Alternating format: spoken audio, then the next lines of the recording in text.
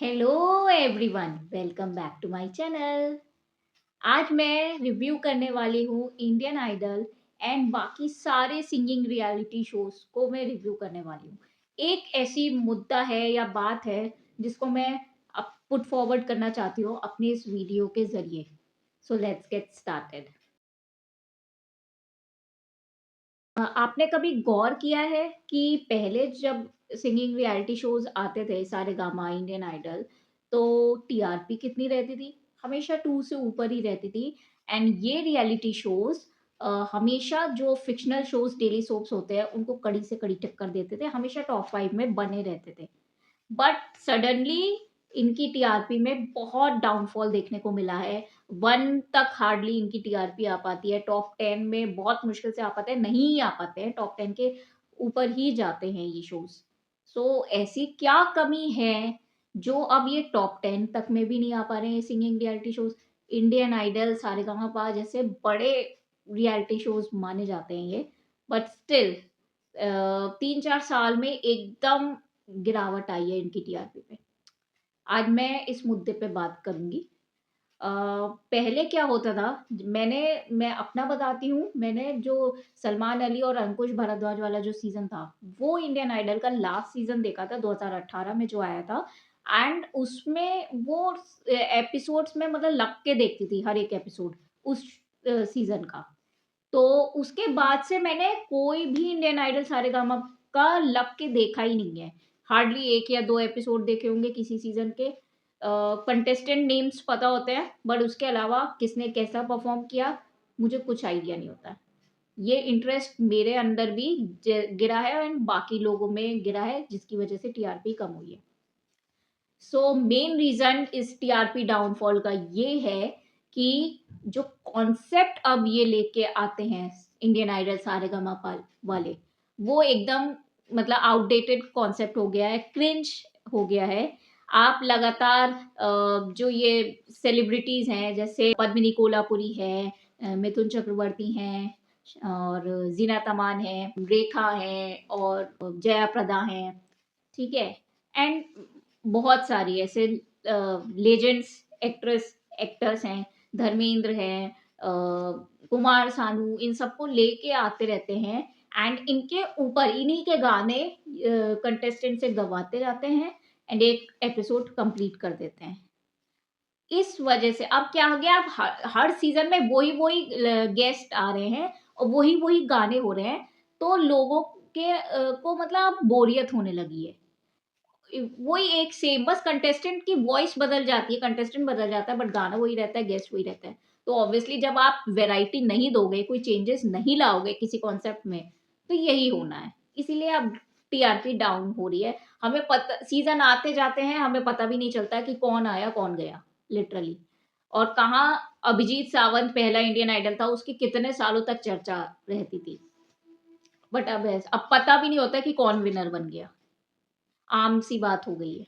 अपनी इस वीडियो के माध्यम से मैं ये कहना चाहूँगी मेकर्स को कि अपने प्रेज़ेंटेशन में, कॉन्सेप्ट्स में चेंजेस लाइए। जैसे आप पहले मैंने जो सीज़न जो लास्ट देखा था सलमान अली, अंकुश भारद्वाज वाला, उसमें क्या होता था, आपको लव चैलेंजेस, क्लासिकल चैलेंजेस, ठीक है? उस टाइम के जो जजेस थे, हिमेश रेशमिया, विशाल डडलानी और नेहा कक्कड़, उनका एक-एक एपिसोड बना था उनके गाने गाने का।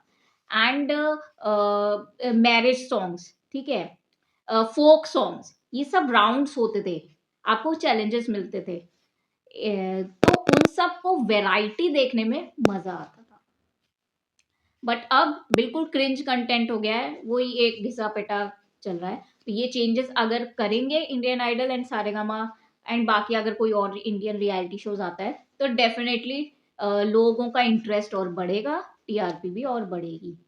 एंड अगर मैं ये पॉइंट भी रखना चाहूँगी कि आपको जैसे जया प्रदा है, रेखा है, हेमा मालिनी है, धर्मेंद्र है और सुकुमार सानू है एंड मिथुन चक्रवर्ती हैं, ज़ीनत अमान है, जया प्रदा है। इन सब जितने भी लेजेंड्स हमारे एक्टर, एक्ट्रेस हैं, सिंगर्स हैं, अगर आप इनको ट्रिब्यूट देना ही चाहते हो, इनको ऑनर करना ही चाहते हो, तो इनके लिए अलग से एक, जैसे कपिल शर्मा शो टाइप का एक है, वैसी एक इवनिंग शो बना सकते हैं। जैसे जया प्रदा शो, ऐसे करके सिर्फ मतलब उनको आप हर सैटरडे संडे किसी भी एक नए गेस्ट को बुलाइए, उनको ऑनर कीजिए, उनके गाने गवाइए। एंड इससे क्या होगा, एंड उन गाने जो गवाएं वो प्रीवियस ईयर्स के जो सारेगामा और इंडियन आइडल के जो कंटेस्टेंट्स जो पास आउट हुए हैं उनसे ये गाने गवाएं। एंड इससे एम्प्लॉयमेंट भी जनरेट होगा कि अगर उन लोगों को इसमें अपॉर्चुनिटी भी मिलेगी गाने के लिए, एंड आप अर्न भी कर सकते हो, आप उनको सैलरी के तौर पे या जो भी उनका पर डे है, इवेंट जब वो करते हैं, कोई भी कॉन्सर्ट करते हैं तो जितना चार्ज करते हैं उस बेसिस पे उन एपिसोड्स के आप पैसे भी दे सकते हो उनको।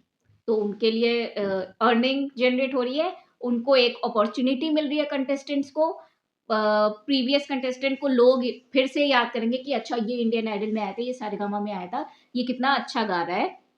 इन लोगों के लिए अर्निंग भी हो रही है एंड अपॉर्चुनिटी भी मिली है, तो कंटेस्टेंट के लिए तो बेटर है ये।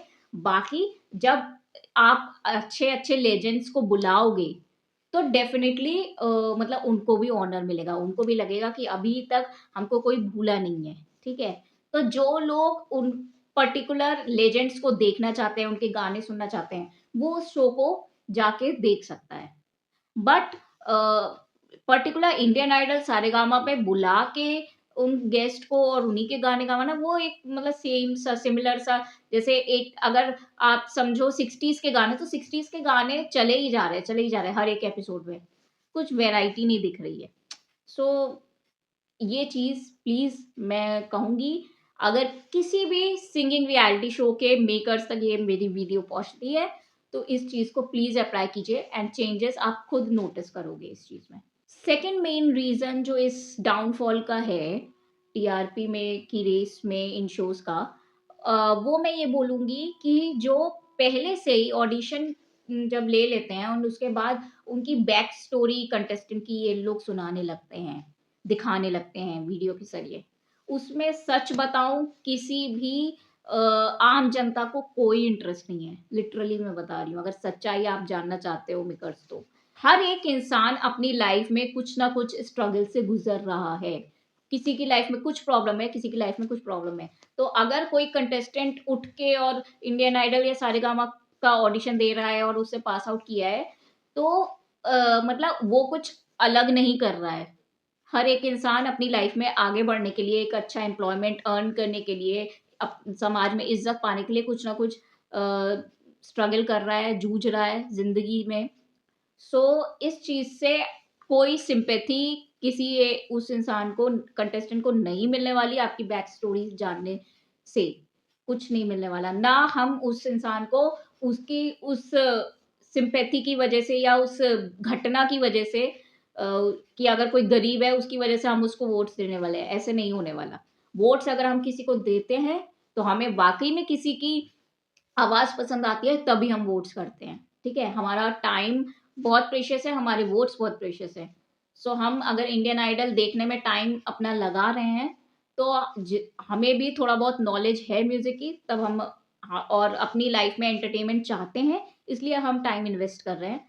तो हम उसी पे अपना टाइम इन्वेस्ट करेंगे एंड एनर्जी इन्वेस्ट करेंगे, अपना वोट्स इन्वेस्ट करेंगे जो हमें लायक लगता है, जो टैलेंटेड लगता है। जिसकी आवाज हमें नहीं पसंद है तो हम उसको देखना नहीं पसंद करते, उस टाइम पे हम चैनल बदल भी सकते हैं।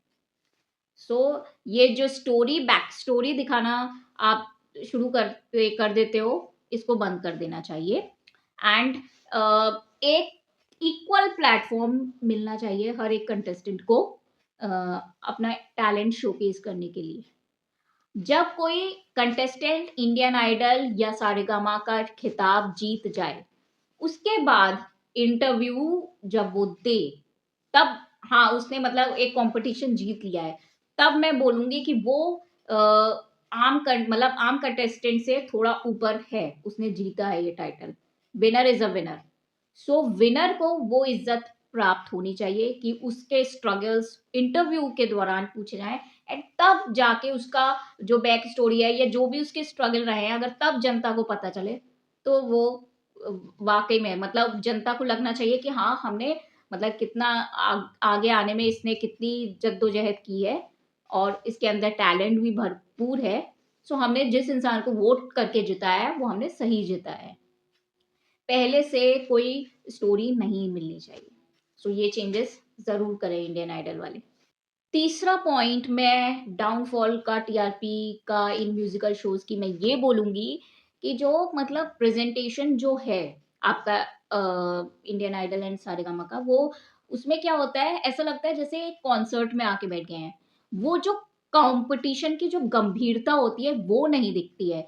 कंटेस्टेंट्स, बाकी के फेलो कंटेस्टेंट्स वो नाच रहे हैं, ऑडियंस का नचाते हुए दिखा रहे हैं, मतलब ऑलरेडी इतना अच्छा एक कंटेस्टेंट गा रहा है कि हम एक कॉन्सर्ट में आए हैं, हम कोई कंपटीशन में नहीं आए हैं। बस मतलब हलवा है ये चीज़ तो इंडियन आइडल और सारेगामा, और हम मतलब हमने पता नहीं क्या ही कर लिया है अगर हम 18 उस चीज़ में चुन के आ गए हैं, और हम तो अच्छा ही गाते हैं, हमारी गाने पे सब लोग झूमते हैं। एक वो पर्सपेक्टिव माइंड में आ जाता है उस कंटेस्टेंट के कि हम तो ऑलरेडी बहुत बड़ी तोप है।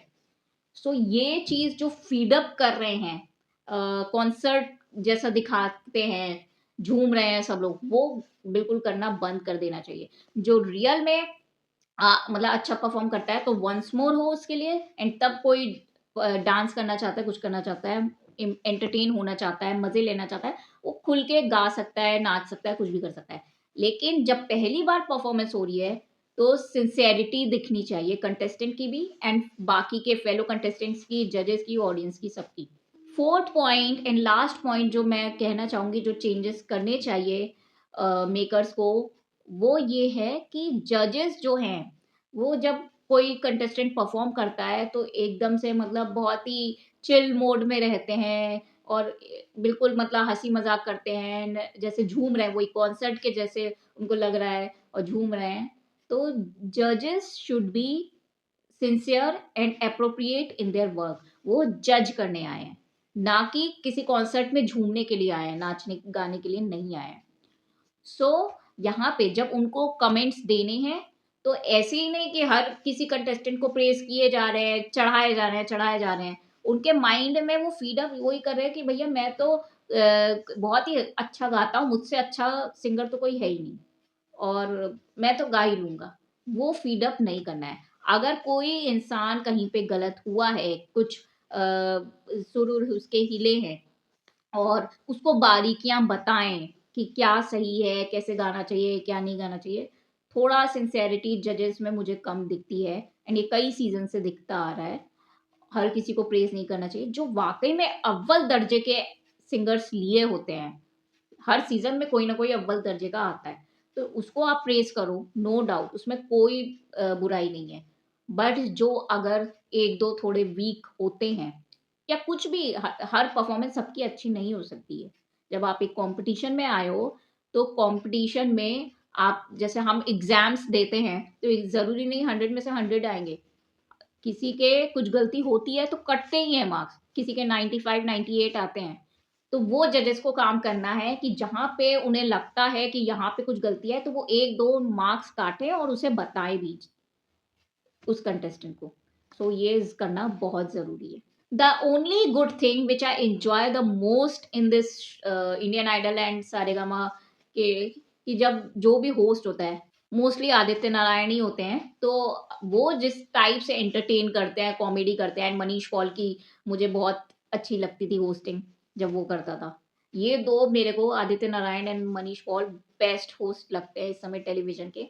एंड जिस हिसाब से वो लोग कॉमेडी करते हैं, सो होस्ट का जो काम है एंटरटेन करने का, वो लोग बहुत अच्छे से बखूबी कर रहे हैं। बहुत मजा आता है उन दोनों को देखते हुए। They are doing a fab job. हाँ, सो ये कुछ बातें थी जो मुझे पुट फॉरवर्ड करनी थी। एंड आप लोग को कैसी लगी, प्लीज़ मुझे ये कमेंट सेक्शन में बताइएगा कि आप लोग मेरे पॉइंट ऑफ व्यू से कितना इत्तेफाक रखते हैं, एंड आप लोगों ने भी कुछ और अगर ऑब्जर्व किया हो तो प्लीज़ मुझे कमेंट सेक्शन में बताइएगा। ठीक है। एंड ऐसे ही मेरे वीडियोस को लाइक करते रहिए, देखते रहिए। मुझे बहुत अच्छा लगता है, आपके अच्छे अच्छे कमेंट्स पढ़ के बहुत दिल को खुशी मिलती है। Thank you so much for watching. And अभी तक मेरा चैनल सब्सक्राइब नहीं किया है तो प्लीज़ सब्सक्राइब कर लीजिएगा। हाइप बटन दबाना मत भूलिएगा, इससे वीडियो और ज़्यादा प्रमोट होगी। एंड ये दिस वीडियो इज समथिंग जो ज़्यादा से ज़्यादा लोगों तक पहुंचनी चाहिए। So keep watching. Bye bye.